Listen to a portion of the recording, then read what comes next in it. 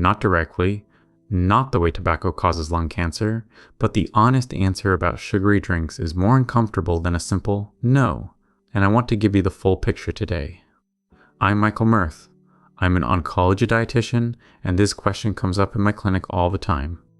Someone hears that soda causes cancer, or they hear that it's completely fine in moderation, and the truth sits somewhere in between, in a place that's actually pretty easy to understand once you see how the pieces fit together. So let's start with what the evidence really shows. The main road from sugary drinks to cancer risk runs through body weight. Sugar-sweetened beverages are the single largest source of added sugar for many people, and they are one of the most reliable drivers of gradual weight gain we know of. Liquid sugar doesn't fill you up the way food does. You can drink a few hundred calories and your body barely registers them, so they stack on top of everything else you eat. And here's the part that matters for cancer. Excess body fat is one of the most established dietary risk factors for cancer that we have. The International Agency for Research on Cancer, the same group that classifies carcinogens like tobacco, links obesity to at least 13 different cancers. That includes some of the ones I see most often in my work, like colorectal, postmenopausal breast, and endometrial cancers. Body fat isn't just storage. It's metabolically active tissue that can raise inflammation, alter hormone levels, and keep insulin elevated, and over years, those conditions can encourage abnormal cells to grow. Now, is there anything more direct going on beyond the weight piece? Possibly, and this is where the science gets interesting.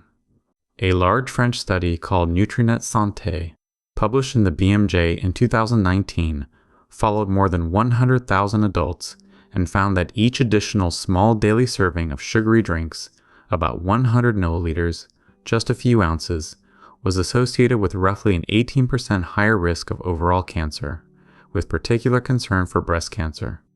And here's a detail that surprises people. 100% fruit juice showed a similar association. Natural sugar in liquid form behaved a lot like the sugar in soda. Now I want to be careful here, because this is observational research. It shows a pattern, not proof of cause and effect, and some of that risk likely still traces back to weight and metabolic health. But repeated blood sugar and insulin spikes may play a smaller direct role too, and the signal is consistent enough that it's worth taking seriously. I also want to clear something up, because this question often gets tangled with a different one. This is not the sugar feeds cancer myth, the idea that eating sugar directly fuels tumors and that cutting all carbs starves them. That's a separate claim. It doesn't hold up the way people think, and I've covered it in another video on this channel.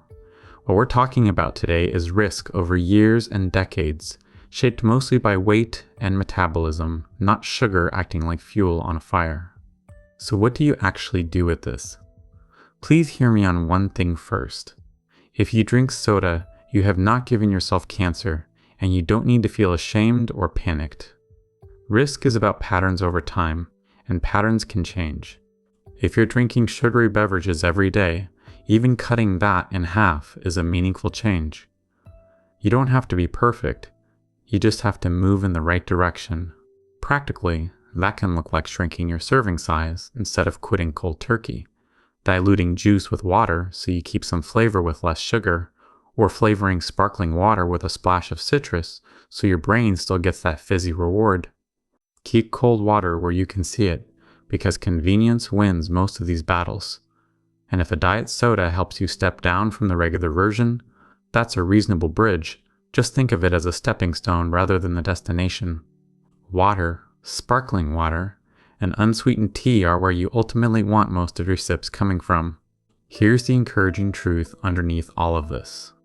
Unlike so many cancer risk factors, this one is squarely in your hands, and every swap you make starts working for you today.